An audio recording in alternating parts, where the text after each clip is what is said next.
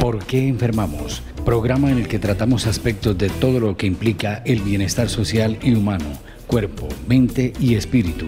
Conduce y dirige el doctor Fernando Calle, psicólogo social y psicoanalista. Escúchelo todos los martes de 10 a 11 de la mañana en Radio Zipa Estéreo. ¿Por qué enfermamos? Muy buenos días, estamos de nuevo en el programa ¿Por qué enfermamos? Buenos días, María Isabel. Buenos días, muchas gracias a todos y a todas. Buenos días, Andrés. Muy buenos días, doctor. Buenos días, María Isabel. Buenos días, Abraham. Y buenos días a todos nuestros oyentes. Estamos en el último programa de noviembre, hoy aquí en ¿Por qué enfermamos? Sí, justamente el último programa de noviembre. En noviembre es el mes de los muertos. Ya llegó el de los vivos, viene diciembre. Entonces vamos a hablar de las violencias que producimos los vivos en contra de los muertos y en contra de nosotros los vivos. Quiero decir que hay una relación concreta entre aquello que nos mata y aquello que no reconocemos en nosotros mismos. ¿Qué es lo que nos mata? Nos mata el desconocimiento. Si me desconozco a mí mismo, estoy en la ruta de la mentira. No me reconozco como ser viviente, respetable, como ser ético. Por tanto, las posibilidades se angostan. Y es que muy conmovidos pues con esto de la ruta de la lucha contra la violencia contra las mujeres. Quedamos ahí como ¿qué está pasando? O sea, ¿qué es lo que no estamos interpretando bien? Porque en vez de obtener resultados, esta ruta contra las violencias lo que lleva es al incremento. Digo, no es que la lucha contra la violencia produzca más violencia, sino que la idea es que miremos algunos aspectos aquí que nos están gobernando y que no sabemos de dónde vienen. Y esa lógica solo conduce a la repetición. ¿Cuál es la lógica? Si yo estoy en lucha, ya entré en negativo, es decir, estoy rechazando algo que todavía no reconocí en mí. Estamos en el tiempo de la integración, valga la pena recordarlo, estamos en el tiempo de la integración. ¿Qué fue lo que no integré en mí cuando me voy a la lucha contra el otro? O me voy a la lucha contra o a querer abolir ciertas prácticas sociales o ciertas prácticas relacionales, como es la violencia doméstica o es el abuso sexual contra los menores. Si nos vamos contra aquello, lo que hacemos es darle más fuerza, porque entonces vamos a aplicar un principio universal, lo llamamos principio iniciático. Entiendas iniciático no como algo por allá complejo e imposible de entender, sino como aquello que nos devuelve a los inicios, las enseñanzas de quienes fueron nuestros primeros maestros y que todavía no los reconocimos. Nos vamos a los maestros disque de la época actual, que porque esos sí son contemporáneos. Y entonces lo que hacemos es sepultar conocer un saber ancestral que viene desde N cantidad de años atrás, miles de años atrás, que no integramos en nuestra vida cotidiana. ¿Qué dice ese principio iniciático? Reza: aquello que combates lo estás en realidad fomentando. Lo que rechazo lo apropio. Oiga pues, lo que rechazo lo apropio. Y lo introyecto y lo interiorizo y lo saco. Pero es un rechazo que viene con rabia, supongo. O sea, porque hay cosas que se rechazan, pero no, o sea, no con rabia, sino como, pues, ¿cómo va a hacer esa persona esto? O sea, pues como más bien como con preocupación o algo así. Siempre que haya rechazo, lo que estoy es alimentando las fuerzas que sostienen aquello que rechazo. Es decir, Sí, porque no lo comprendo, pero no, sí. Dos rutas, ¿cierto? Dos rutas. Una, la ruta de, como yo me situé en dualidad, es decir, estoy combatiendo la agresión contra la mujer, entonces no comprendí la violencia, la agresión que hay contra mi femenino internamente, ¿cierto? La otra ruta tiene que ver con lo cuántico, ¿cierto? Quedo en la misma frecuencia de lo negativo cuando estoy en rabia, cuando estoy en combate. Quedo en la misma frecuencia de quienes perpetran los actos. Claro, porque siempre si vemos un acto malo, o sea, siempre están las dos caras, o las tres más bien. Está la cara que como, no, ese maldito, ese cómo va a hacer eso, y pues y la rabia, el rechazo. Va a estar el otro como, no, pero cómo va a hacer eso, qué pesar, qué descarado, que no sé qué. Y va a estar el otro que va a decir, no, hay que entender por qué esa persona hace esto, ¿cierto? Entonces, por eso era que yo hacía mi pregunta, porque siempre vamos a encontrar como reacciones frente a una situación que de cierto modo a las personas les incomoda, sea en lástima, sea en rabia, sea en comprensión o algo, pero siempre van a tener pues como una reacción frente a X o Y situación. Exacto. Nos gobierna una tendencia y es, si no lo combato, entonces voy a ser cómplice. Y entonces nos han acusado a los espiritualistas de ser fomentadores de las mismas problemáticas, en tanto le devuelven al individuo la responsabilidad de aquello que le pasa.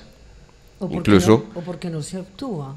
¿Cierto? o porque no se actúa, que hay que actuar, ¿cierto? Y uno de los rechazos que ha tenido el psicoanálisis por parte de los activistas, llámese feministas, masculinistas, homosexuales, qué sé yo, todos los movimientos que ustedes quieran, que desconocen el inconsciente, piensan que nosotros estamos fomentando el laissez-faire, es decir, dejar hacer, dejar pasar, ¿cierto? Y resulta que descubrimos que por esas rutas, por las rutas del combate, lo que hago es fomentar, lo que hago es alimentar la problemática. Dos hechos son básicos, ¿cierto?, para comprender esto. Uno, una posición del activista es que tiene que hacer lo que decías hace un momentico, ¿cierto? Tengo que lanzarme a la acción porque es mediante la acción que vamos a lograr. Sí, es al actuar, es al responder, es a la resistencia. Entonces, vamos a la resistencia, vamos a responder, es que nos la tienen que pagar, es que a estos caudillos hay que tumbarlos del poder, es que ¿cómo le hacemos si son tan violentos? Hay que pagarles con la misma moneda. Y resulta de que la ruta del conocimiento o la ruta del saber, que es la ruta de la paciencia, es la ruta que nos lleva a reconocer los factores que intervienen, ¿cierto? Es decir, ¿qué estamos haciendo aquí en parte? Y a lo que los invito es a que reconozcamos que eso que llaman las feministas las rutas contra la violencia, están dejando de lado la ruta esencial, que es la ruta del sí mismo. Si no me reconocí en mi monstruosidad interna, entonces atraigo mostricos de afuera y los tengo en los sueños, los tengo en la vida cotidiana o los tengo en la enfermedad. Y se encuentra en el hombre, pues es decir, y encuentro respuesta con el hombre que me relaciono, con la amiga que me relaciono, con los hijos, pues con las personas que tengo alrededor y uno a veces no se da cuenta. Exacto, uno ve y discúlpenme que delato pues aquí intimidades de los grupos feministas, y es que no se entienden entre ellas, están en una competencia continua entre sí, a ver quién va a destacar, quién va a hablar, quién tiene la razón. Entonces lo que están repitiendo es una cuestión de competencia y de rivalidad. O sea, nos convocamos para ir a la marcha, pero ya en lo íntimo, en lo personal, no está ahí y por cuantas no me la soporto. Sí, porque las actitudes, las respuestas, las maneras de organización y de respuesta son también patriarcales, yo lo he dicho. Beligerantes. Y son beligerantes, y son agresivas, y son competitivas, y si estamos rechazando pues el patriarcado, lo que compite, el de la lógica y la razón, pues que es incluso lo que se dice, que el hombre es la razón y nosotros pues la pasión, o nosotras somos, no digamos que se dice lo contrario pues en el sentido irracional, sino que actuamos más desde el afecto, desde otras miradas. Me parece que ahí por ejemplo sí se reproduce. Yo lo he vivido, lo he sentido, lo he cuestionado y pues en este momento intento ya no pues no verbalizarlo, sino más bien empezar a trabajarlo, o lo empecé a trabajar desde mí misma para poder desde esa ética cotidiana, femenina, feminista, introducir un elemento que a mí me parece que tiene que ver con lo que decías de la paciencia. Y a mí me parece que es un elemento que es la bondad, la compasión. Si yo empiezo a trabajar la bondad, a mirar con bondad pues las cosas que pasan al otro, a la otra, yo no le miro lo negativo, no le miro lo que le falta, sino le miro lo que integra conmigo, lo que me puede integrar con el otro, con la otra. Exacto, y además porque la paciencia es paciencia. Para la ciencia, para el saber. La paciencia es para el saber. Es muy bonito esto, porque en estos días era que lo rescataba de un texto que se llama Análisis terminable e interminable de Sigmund Freud, y decía más o menos: no nos fijamos en los resultados, nos interesa es el conocer, el saber que hay en cada sujeto, cómo se dan y se generan ciertos procesos psíquicos inconscientes, sean patológicos o sean normales. Y es muy hermoso, porque entonces no vamos por los resultados, vamos por el conocer. El conocer es el que nos permite el disfrute. Oye, estamos acercándonos a otro principio iniciático, ¿cierto?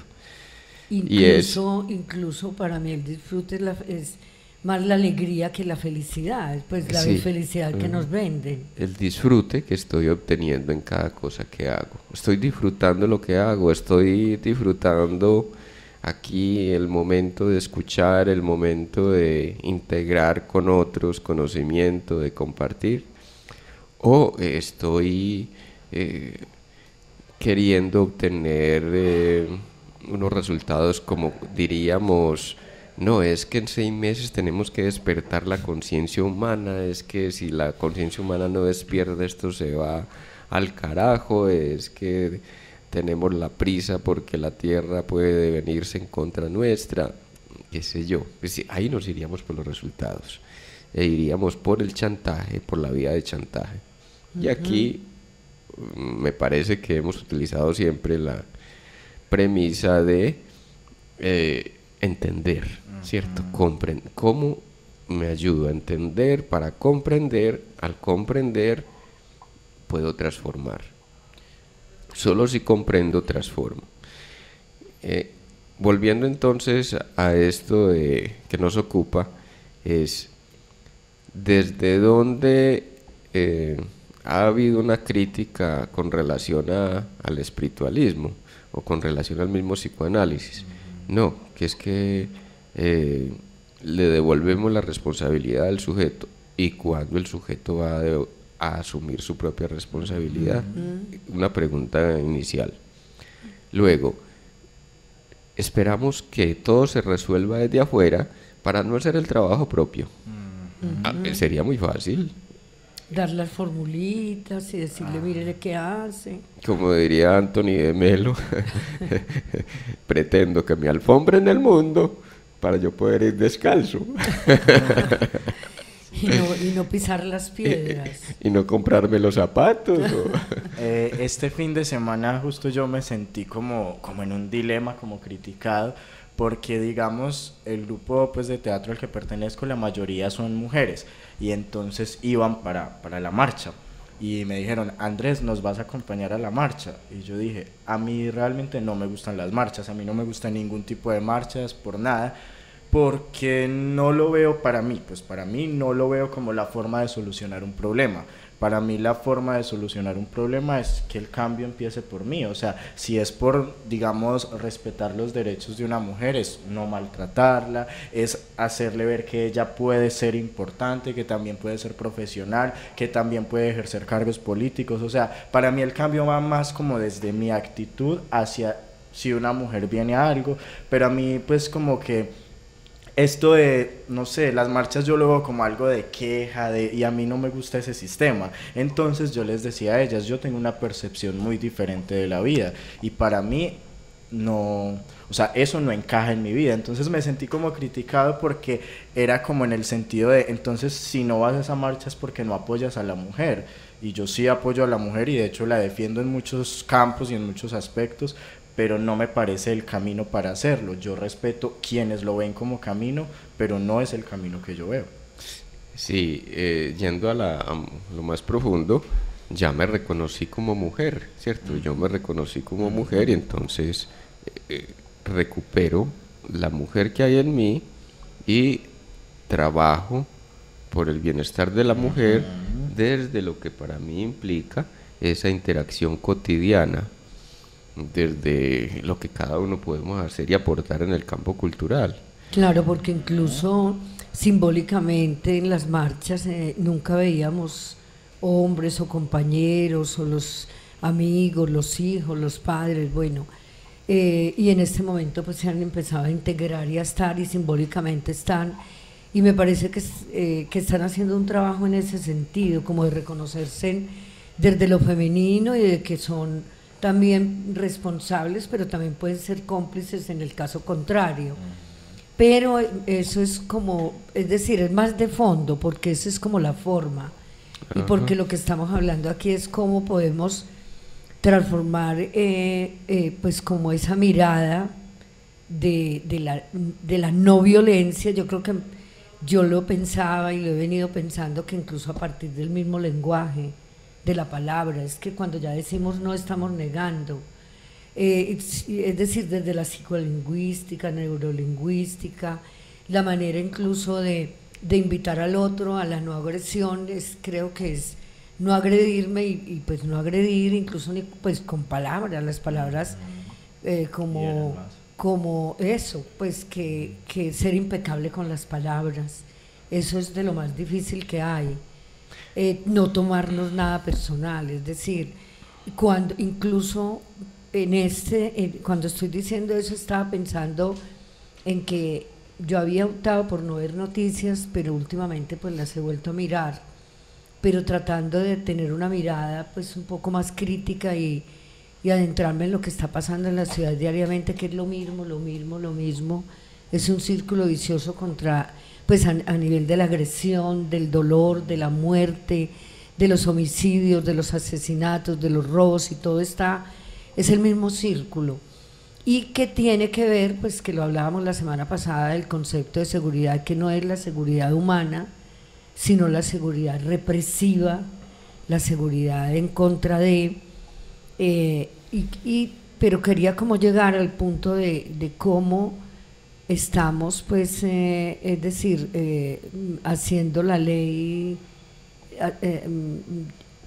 haciendo actos como de linchar a las personas porque robaron un celular y pues oí esta mañana a una persona pues que era como el coordinador de esa área y decía, no, pues que la policía no llega, entonces tenemos que hacer algo.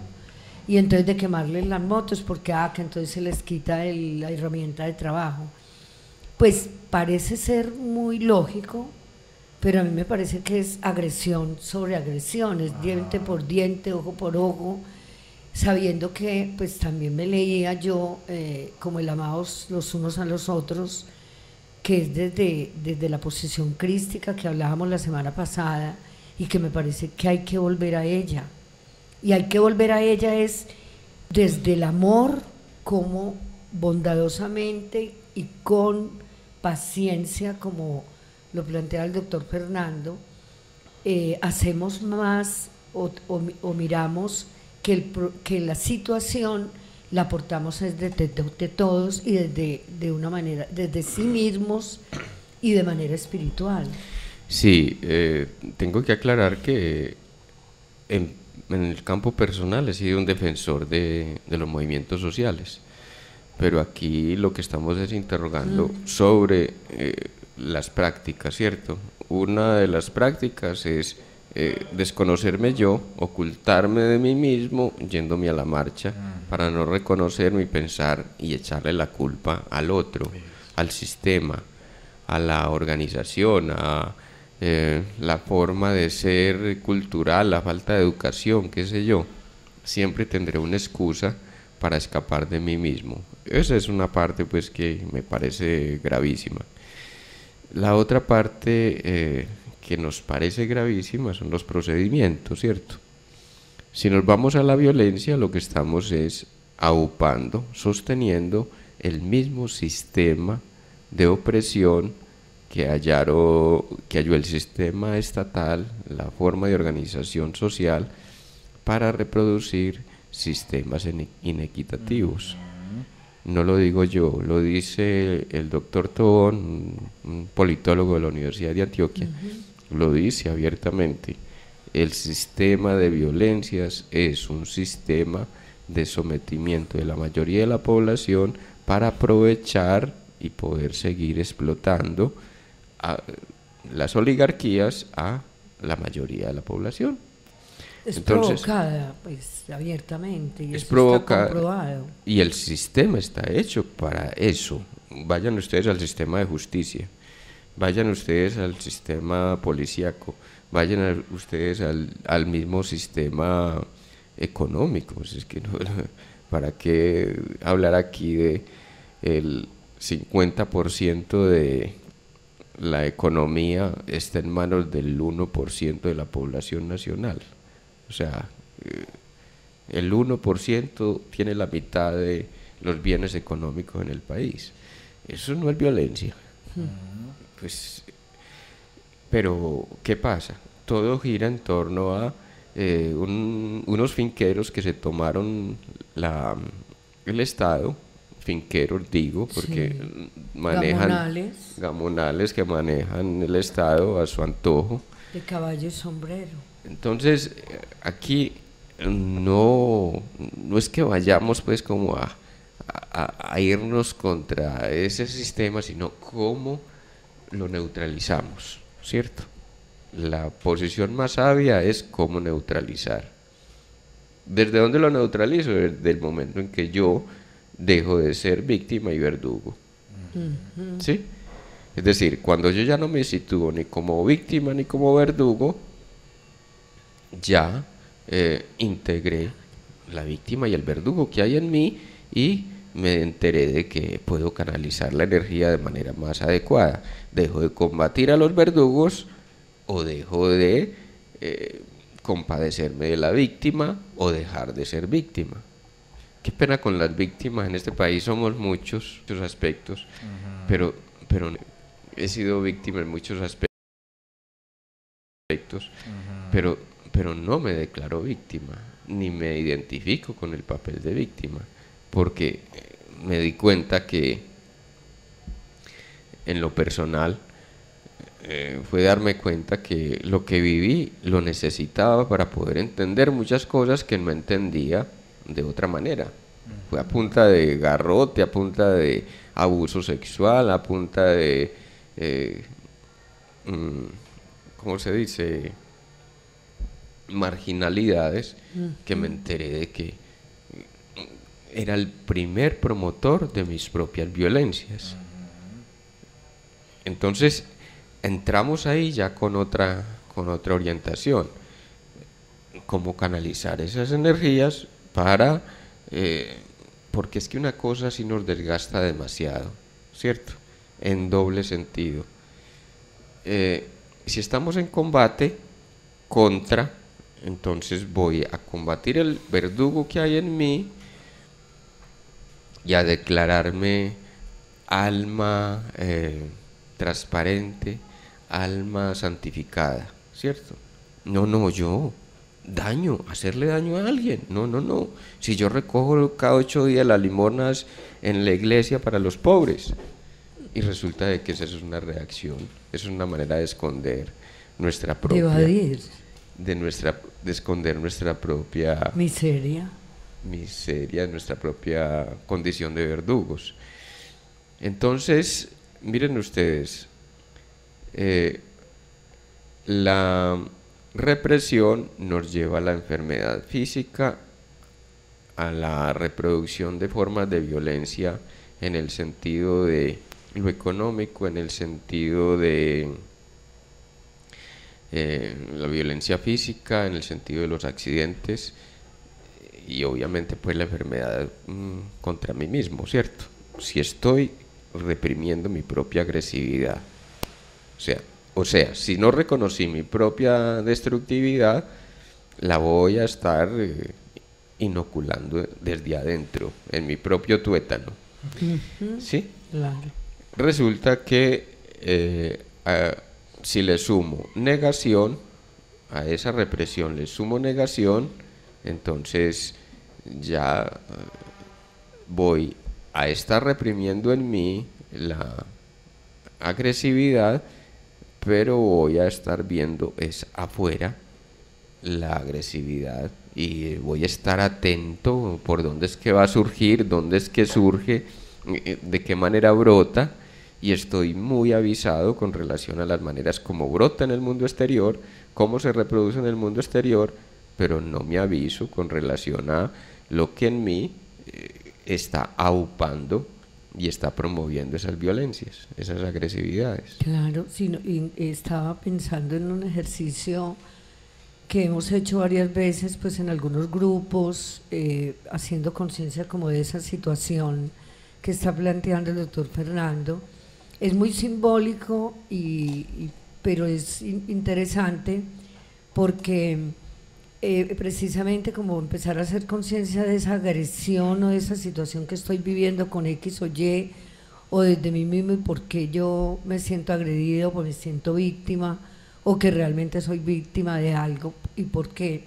Entonces empezar a hacer el ejercicio de abrazar el árbol y darle al árbol, muchas veces, incluso irme a nivel independiente un rato, y un ejercicio más o menos de 1 hora, pues como de conciencia, y después expresar qué sintió, qué le pasó, cómo lo vivió y cómo está pues en ese momento. Pues hay gente que dice descansado, no, pero me toca, mejor dicho, sino pues como incluso algunas expresiones de algunas mujeres, es que me ha provocado matarlo, pero no soy capaz, como ese tipo de cosas. Pero digo yo, es que obvio no es un ejercicio de un día ni de un momento, sino pues de mucho tiempo, y hacerlo como una, pues como algo ritual, pues es más o menos eso.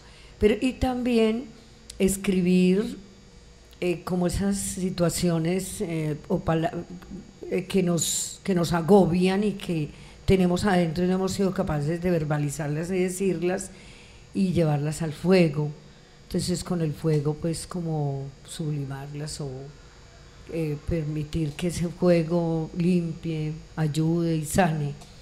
Ese es parte de los ejercicios, porque yo también hablaba con alguna persona pues que ha vivido varias situaciones de violencia con sus compañeros, y es una situación que ya pues sus compañeros sexuales, sus compañeros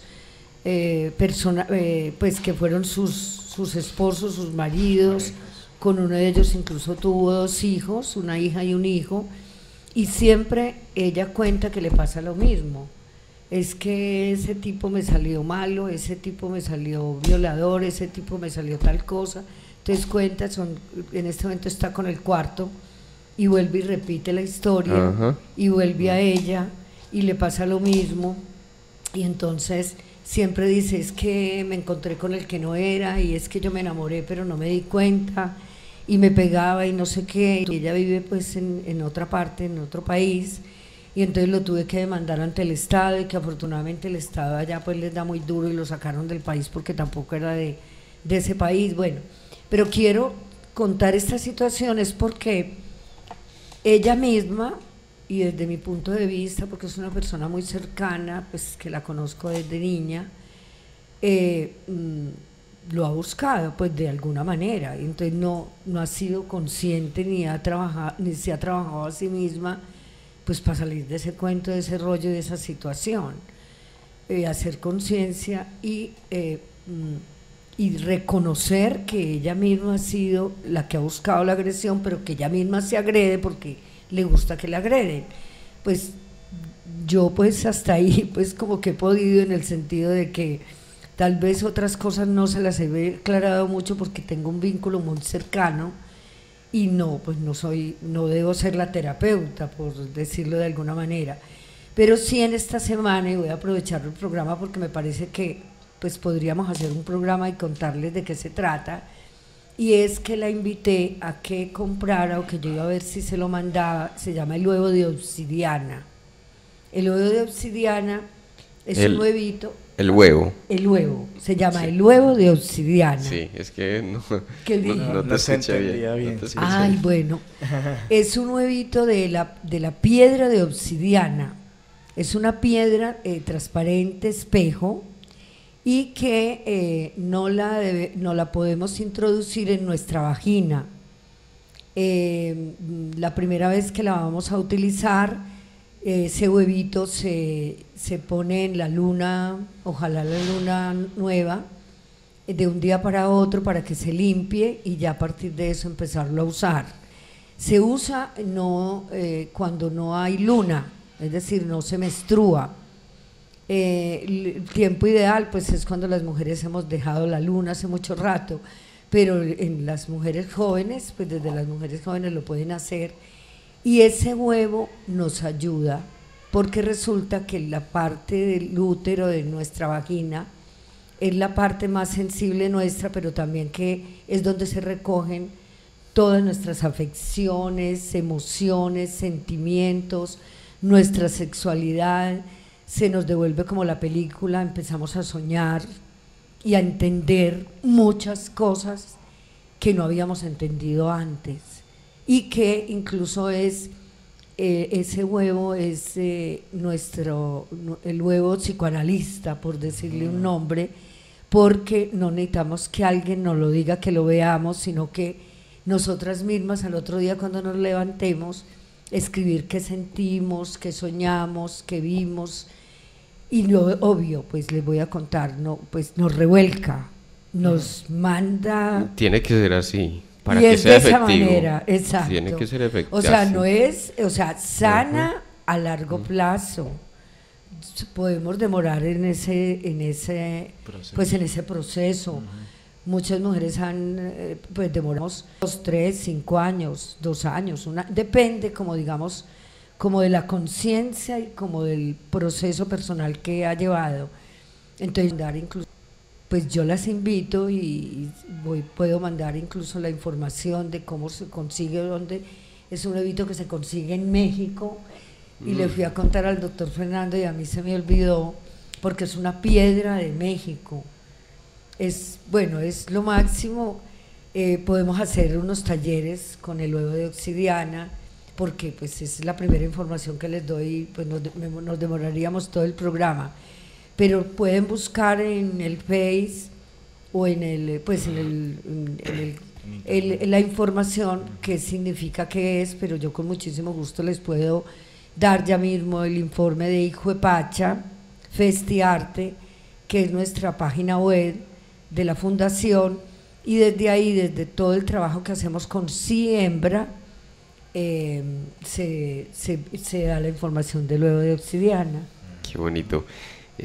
Me haces recordar un hecho que nos ha marcado notoriamente en nuestra cultura, y es esa información transmitida de generación en degeneración. Ah, sí. Y es la condición de ser mujer en una sociedad patriarcal, como nuestras abuelas, nuestras madres estuvieron marcadas por esa condición de es que se diga mujer, o ser mujer en esta cultura tiene su precio, y las mujeres sufren mucho. No, pero ¿qué tal una mujer en mi familia, en las propias madres diciendo esto? ¿Qué tal que me nazca mujer siendo que yo sufrí tanto siendo de niña? O sea, o he sufrido tanto como esposa, como amante, qué sé yo. Ahí estamos marcando una pauta, y es que estamos reconociendo en qué sentido nosotros somos reproductores, en rechazo o en aprobación, la mayoría de las veces en aprobación desde el rechazo, en aprobación, subrayo, en aprobación desde el rechazo, estamos reproduciendo esas violencias. Y cuando tú retomas lo del útero, es que allí la condición de ser mujer está inscrita o atravesada por la sangre. O sea, se tomó la sangre como algo negativo, como algo violento, como algo destructivo, como una enfermedad, como un signo de enfermedad. Entonces las mujeres menstruaban y que estaban enfermas, que tenían la luna, entonces no podían salir a la calle, no podían salir de sus casas, no podían serenarse, no podían bañarse. Después eso cambió, pero esa información aún la encontramos en registros profundos en las personas que acuden a trabajo terapéutico. Y la mayoría de las veces resulta de que hay dos variantes, ¿cierto? Recibí la violencia en negación de la violencia. Es decir, mi mamá me trató de una manera demasiado considerada, mientras me sobreprotegía. Lo que fomentó en mí fue la violencia contra mí, porque hay dos maneras de abandono. Una es dejar al fulano y otra es sobreprotegerlo. Sí, porque la cree la cree que no puede ser independiente. Hay que depender de ella y... Su propia identidad. Exacto, que tiene que depender de ella, y haya quien la va a defender en el mundo si deja a su mamá. La otra es el momento de las creencias de no, es que usted se va a perder, no, cuidadito con ese novio, es que va a quedar en embarazo, es que póngale cuidado a esto, que le puede dar cáncer, le puede dar cualquier enfermedad de transmisión sexual. Ahí vamos por la vía de la sobreprotección también, pero en el sentido de que, por ejemplo, la hija es independiente, pero le están llenando la cabeza de prejuicios y de prevenciones, ¿cierto? Y siempre que voy en prevención, pues ya sabemos que es otra manera de fomentar lo que combatimos. La prevención es otra manera de fomentar lo que combatimos, ¿sí? ¿Pero en qué sentido? Bueno, ahí sí, ahí me corchaste. En el sentido absoluto. Los programas de... O sea, yo no puedo, pues la prevención lo que intenta es prevenir que pase, pues cuidar al antes prevenir de... se está llamando, ¿no? Anticiparse, ya. Anticiparse. Es desde ahí. Si yo voy anticipado frente a la realidad, estoy dejando de gozar la situación, claro. Entonces la energía se va a lo Cuidado negativo. se va porque se va a caer. Cuidado se va porque va a caer en el Ajá, embarazo. exacto, póngale cuidado a ese muchacho que la quieres utilizar. O es tan sencillo como cuando uno dice, si me como eso, me va a hacer daño. Ya estoy prevenido, entre comillas, y si me lo comí me hizo daño. Pero yo lo entiendo que es que la palabra prevenir o estar prevenido es una cosa. Pero tiene que ver con lo mismo, claro. Tiene que ver porque con lo es mismo. antes de ponerse Sí. a lo que puede pasar. No, claro. Entonces son programas educativos, la prevención, son programas educativos de la sociedad y la cultura que emplean las transnacionales. Es distinto promover la salud. O es distinto Eso, promover esa a era la prevenir. palabra Ya. que yo estaba buscando. Ya. Pero hay otra contraparte, era esa la palabra, promover, exacto. Prevenir Sí, es para repetir. claro. Prevenir es Se para repite el repetir. ciclo. Promover Es para que no se repita. tomo los cimientos que ya hay y les doy exuberancia, les doy pábulo, es decir, los alimento, ¿no? O sea, porque no es lo mismo decirle a alguien, ejemplo, no sé, no vaya a tal barrio porque allá lo pueden matar, a decirle a alguien, tenga cuidado, ese barrio es peligroso. Es como una cuestión diferente, o es lo mismo. Estás hablando de la misma ¿Cómo prevención. le digo yo a una persona de manera de que no sea... Sí, o sea, como anteponerse, pero sí sé que un barrio es peligroso. No, entonces, llegar tranquilo, que Miren, pienso yo. miren cómo lo hacemos aquí. Pues me disculpa Sí, que ¿cómo lo haríamos? Porque aquí que me nos enredé pongamos yo. como ejemplo. Exacto. Aquí no le estamos diciendo a la gente, cuidado que se puede enfermar. Le estamos diciendo, usted, en todo ese potencial que tiene cuando se enferma, tiene el potencial de la salud. O sea, si usted destinara esa energía para un propósito de estar bien, pues podría estar supremamente bien. Cuando ya ha ido de enfermedad en enfermedad, de dolencia en dolencia, ya ha tenido enfermedades crónicas, ¿cierto? Miren ustedes, entonces estamos recordándole a la gente de que hay un potencial que puede utilizar en sentido positivo. No le estamos diciendo a la gente, no, cuidado, se enferma. No, es que esto lo enferma, aquello lo enferma. No, es que cuidado con aquello. Es como piensen positivo. Sino, ¿cómo hacemos para fomentar y promover la salud de la gente? Que es la misma salud nuestra.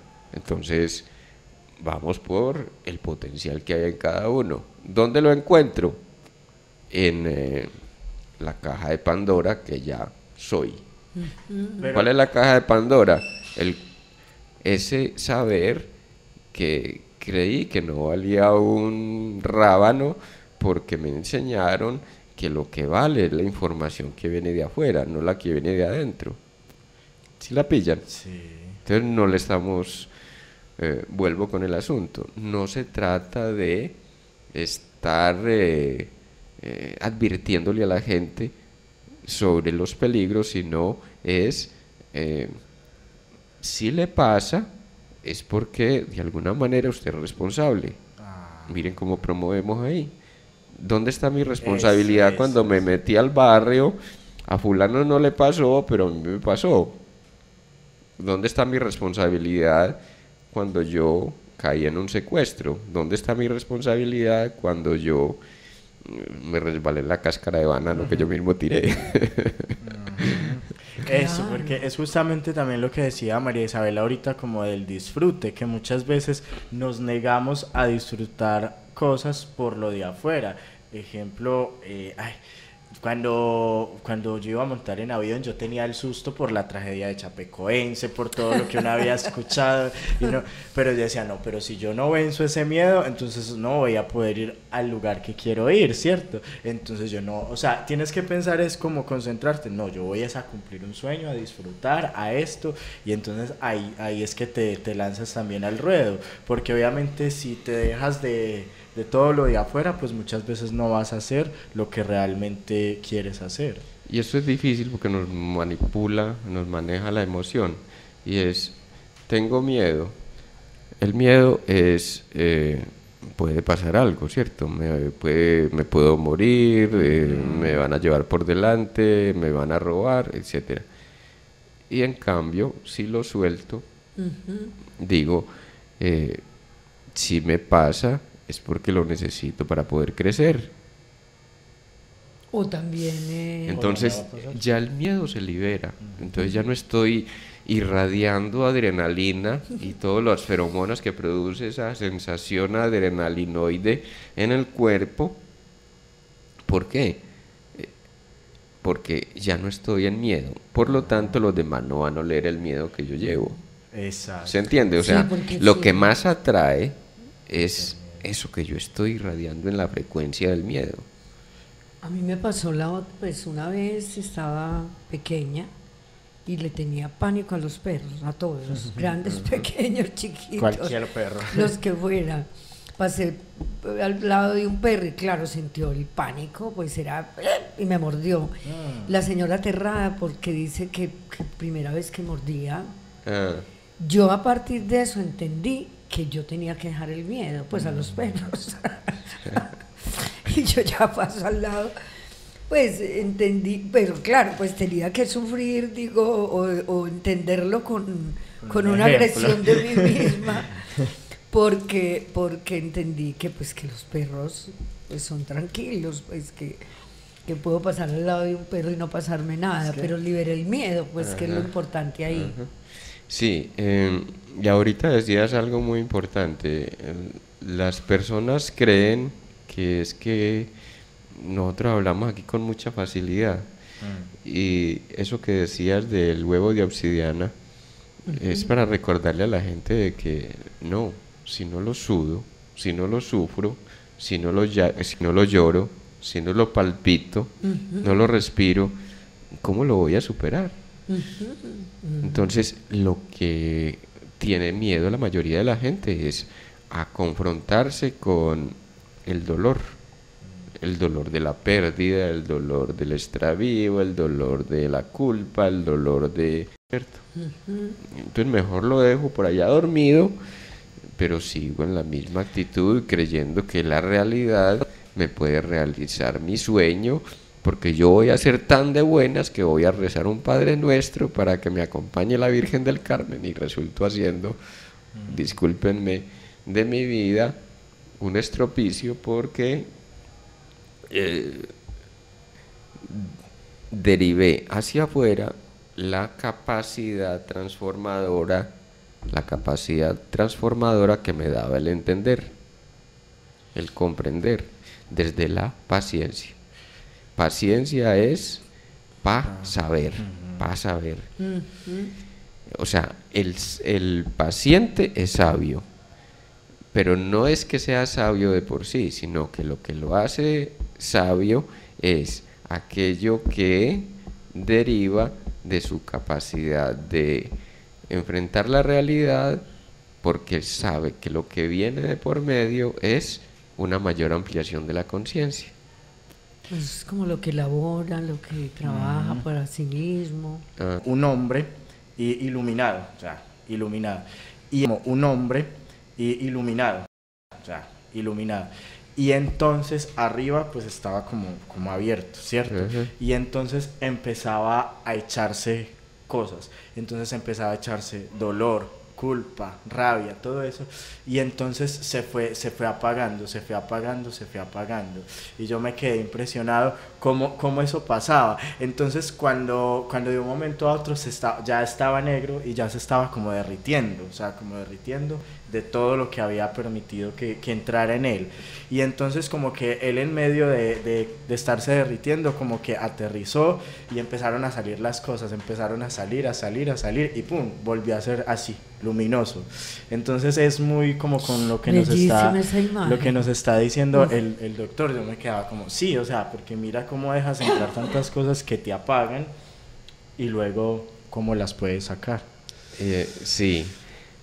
Es hermoso porque es entender de que nos llenamos de una cantidad de tontería. El paso por la experiencia humana nos llena de sensaciones, de emociones, de compromisos, de promesas que hicimos inconscientemente, una cantidad de circunstancias que nos traen al compromiso con el otro. Y obviamente nos estropean la vida. Es ¿cómo reconocerme en eso de lo que fue una fijación emocional, de lo que fue una pérdida amorosa, de lo que fue el muertico que no solté, de lo que fue mi compromiso con el asunto cultural, desde lo que nos repitieron como madres, como mujeres, ¿cierto? Desde lo que nos repitieron como hombres. Es decir, usted no puede llorar. ¿Cuántos están marcados por eso? Y se van a la torpeza de ser agrios y ser indolentes. Que porque no puede, o sea, no se puede ni siquiera permitir la sensibilidad en relación a ellos mismos. ¿Cómo quitarse todo eso de encima para que brote esa luminiscencia que vos nombrabas ahorita, ¿cierto? Ese, podíamos asemejar ese ser luminiscente al recién nacido. El recién nacido está en luminiscencia. Tal vez traiga algunos prototipos ya como especie humana y toda la cosa, pero esos prototipos se van a afianzar en la medida que encuentro estereotipos también en el campo de lo social. Claro. O sea, si los prototipos no tienen cabida en el campo de lo social, tanto efecto en los prototipos no se desarrollan o no tienen tanto efecto en la vida del sujeto. Es porque traemos una herencia patriarcal, que traemos la información patriarcal que luego la cultura se empeña en afincar. ¿En qué sentido la apropiamos? En el sentido de que no internalizamos el masculino y la relación con el masculino, porque díganlo conmigo, esta sociedad está plagada de hombres que no asumieron su masculinidad. ¿Por qué no asumieron su masculinidad? Porque no entendieron lo que es poner límite para protegerse. ¿Por qué sus madres no pusieron límite? Al no ponerle el límite, ellos creyeron que podían llevarse al otro por delante, es decir, falló la protección. ¿Qué es el límite? Es la fuerza protectora de nuestra propia integridad. El Padre es el límite. Si el Padre no está en mí, no habita en mí, yo no voy a saber cómo protegerme, cómo alinderarme con relación al otro. Me echo a perder fácilmente. Miren la importancia del masculino en términos de límite. El límite es protección. ¿Para qué está hecha la norma? Para protegernos de nosotros mismos y protegernos con relación al semejante. Pero ¿qué pasa con la norma en Colombia? Ya sabemos. Y también por eso se ve y se entiende y se da uno cuenta, desde mi experiencia desde niña, la importancia del padre y la madre. Cómo el papel de la madre tiene su papel y el padre tiene su papel, y uno siempre, cada que crecía o que crece o que se madura en muchas cosas, pues se acuerda o de su mamá o de su papá en determinados momentos. Pero siempre, por ejemplo, lo del padre es la parte de la autoridad, pero que necesariamente no tiene que ser la autoridad violenta, sino una palabra, un apoyo, una mirada. Es que la autoridad real es la presencia en mí del reconocerme como ser limitado, ¿cierto? Es en la medida que me reconozco en limitación que puedo sacar a flote mi propia limitación o mis propias debilidades, para decirlo en otros términos. Pero también eso significa que voy autorizándome. Es decir, es porque autoricé al Padre que me puedo autorizar. Pero ¿qué les parece esta tracamanada, como decíamos en la infancia? Esta tracamanada de gamberros, de salvajes, Claro. que gobiernan este país, Ah. donde la norma es el enemigo y hay que atacarla. Entonces ataquemos la Corte Suprema de Justicia, pongamos un fiscal de bolsillo, pongamos un gobernante títere, etcétera, etcétera, justamente para echar a perder la norma. ¿Por qué? Porque, bueno, hay una premisa ahí, y es que Porque la norma es para los de Ruana, pues no es para ellos ni para una determinada clase. ajá, porque se da la típica condición del patriarca, donde el patriarca no cumple ninguna norma, pero tiene que hacerla cumplir en todos. Dicta normas a trocha y moche, el Estado colombiano, pero luego no está ni siendo versión manifiesta de lo que podríamos llamar la pedagogía de la política, ¿cierto? No está siendo versión manifiesta del ejercicio veraz de la norma, como tampoco ampara en su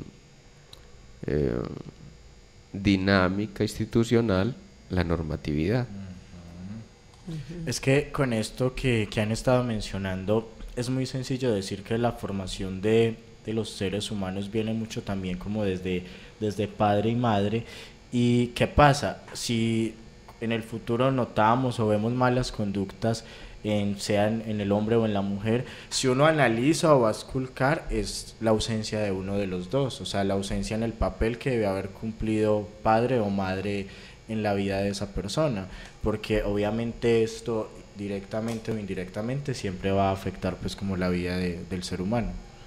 Claro, ¿y de qué manera? O la prepotencia, pues digo yo prepotencia en el sentido de que aparezca lo que se planteaba ahorita de la sobreprotección o protección Exactamente. de uno de los dos, pero sobre todo de la madre. Ese ejemplo me cayó mucho a mí, la verdad, porque pues yo me sentía como muy, muy amado por mi mamá, pero aquí acabé de notar que también he sido como muy, muy sobreprotegido, porque pues soy el niño de 3 hijos, entonces obviamente ella toda su concentración en mí, y justamente como ustedes hablaban ahí, yo, ay, pucha, parece que fuera el ejemplo, porque justamente mi mamá en la vida me ha dicho, no haga eso, yo lo hago todo, ¿cierto? Entonces como, y sí, como que piensan a veces, porque incluso llegué a escuchar palabras de ella, es que a mí me daría miedo faltar porque sentiría que usted queda desprotegido. Entonces ahí estaba como el ejemplo, y yo como que, uy, parece que esto fuera como mi caso o algo así, o sea, inconscientemente lo estaban hablando ahí y yo me sentía muy identificado. Claro, y qué bueno que lo nombremos, porque es una problemática del mundo moderno, ¿cierto? Falta padre, es decir, falta límite. ¿En qué sentido? Pues es que no nos autorizamos a hacer. ¿Por qué no nos autorizamos a hacer?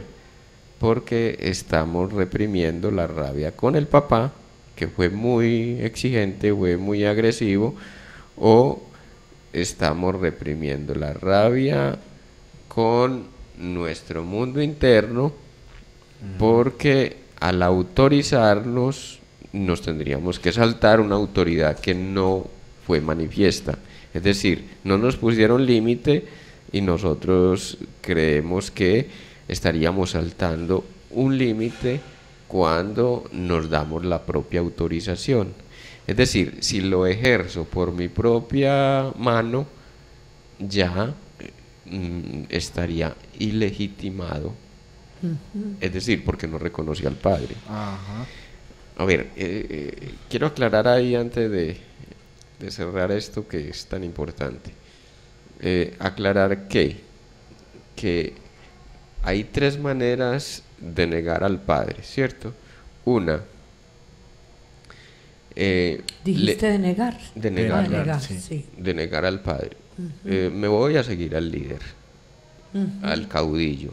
Me voy a ser un seguidor incondicional de lo que papá quiere y lo que papá me dice, ¿cierto? Esa es una manera de negar al padre.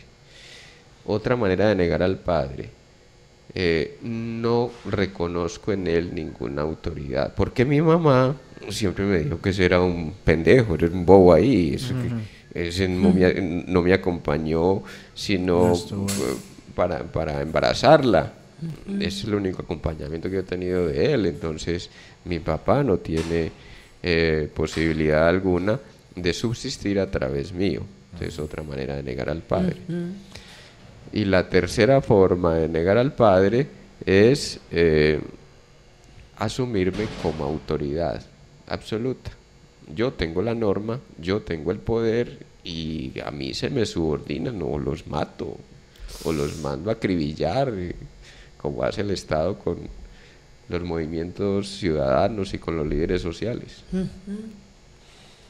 Esto es muy inquietante porque, digamos, yo viví las dos caras, o sea, digamos, por mamá sobreprotección y por padre abandono. Entonces como que uno ahí empieza como a hilar su vida y decir, ay, es ahí. Tal cual.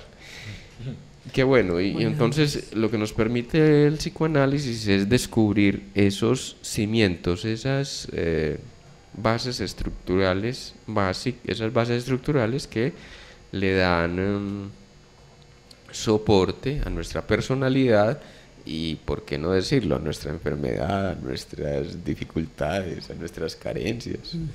Claro, sí, porque somos pues todo. Llegamos al final de nuestro programa. Muchísimas gracias, un feliz día para todos. Hasta luego, mucho gusto. Así es, muchas gracias por acompañarnos a todos nuestros oyentes. Recuerden nuestra cita todos los martes a las 10 de la mañana, repetición 9 de la noche. Gracias al director Abraham Umbarila Saavedra por permitirnos este espacio en Radio Zipa Estéreo. Estuvo con ustedes el doctor Fernando Calle Valencia, María Isabel Giraldo Velázquez y Andrés Cardona. Hasta pronto. Muchas gracias.